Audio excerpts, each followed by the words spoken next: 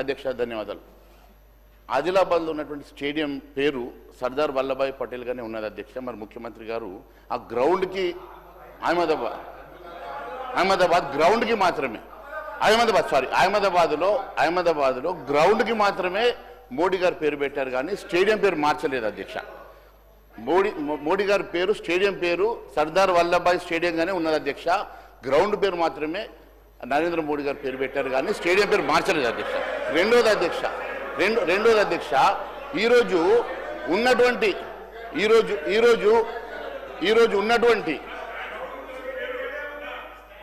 పొట్టి శ్రీరాములు గారి పేరు మార్చట రైల్వే స్టేషన్కి పెడతామంటున్నారు కదా అధ్యక్ష.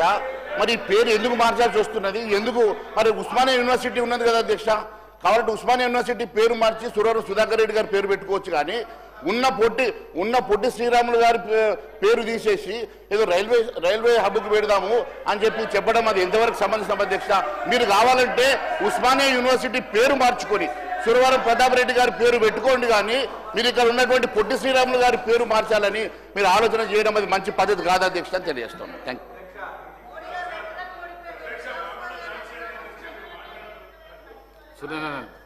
అధ్యక్ష, ఈ అవకాశం ఇచ్చినందుకు ధన్యవాదాలు తెలుపుకుంటూ తెలంగాణ ప్రభుత్వం పొట్టి శ్రీరాములు తెలుగు విశ్వవిద్యాలయం పేరు మార్పు నిర్ణయాన్ని నేను తీవ్రంగా ఖండిస్తున్నాను అధ్యక్ష.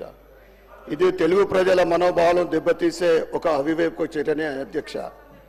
తెలుగు యూనివర్సిటీ అంటేనే గుర్తుకు వచ్చేది పొట్టి శ్రీరాములు గారి పేరు.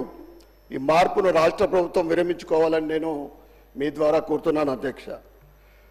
పొట్టి శ్రీరాములు గారు కేవలం ఒక ప్రాంతానికే పరిమితం కాకుండా దేశం గర్వించే మహనీయుల్లో ఒకరు.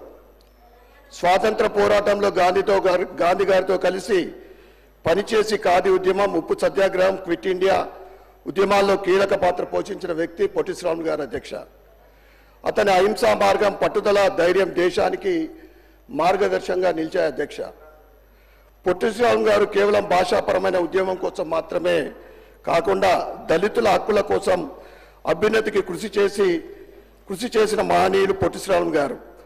దళితులను గుడులలోకి ప్రవేశింప చేయాలని నిరాహార దీక్ష చేసి మద్రాస్ ప్రభుత్వం చేత హరిజనోత్తర శాసనాలు ఆమోదింపజేసిన మహనీయులు పొట్టి శ్రీరాములు గారు అధ్యక్ష. పొట్టి శ్రీరాములు గారి త్యాగమే భాషా ప్రయుక్త రాష్ట్రాల పునర్వ్యవస్థీకరణకు పునాదులయ్యాయి అధ్యక్ష. ప్రత్యేక తెలుగు రాష్ట్ర ఏర్పాటుకు ఆయన 58 రోజుల పాటు ఆమరణ నిరాహార దీక్ష చేసి తన ప్రాణాలు అర్పించిన వ్యక్తి పొట్టి శ్రీరాములు గారు అధ్యక్ష. భాషా ప్రాతిపదికన రాష్ట్రాల పునర్వ్యవస్థ కేంద్ర ప్రభుత్వం కూడా అంగీకరించింది అధ్యక్ష. ఆయన లేకుండా అప్పుడు ఆంధ్రప్రదేశ్ కానీ ఇప్పుడు తెలంగాణది కానీ ఉండేది కాదు అధ్యక్ష. ఒక పెద్ద రాష్ట్రం, పెద్ద మద్రాసు రాష్ట్రమే ఉండేది అధ్యక్ష. తెలంగాణ కూడా ఆయన వేసిన పునాది పైనే నిర్మించబడ్డది అధ్యక్ష. తెలుగు భాష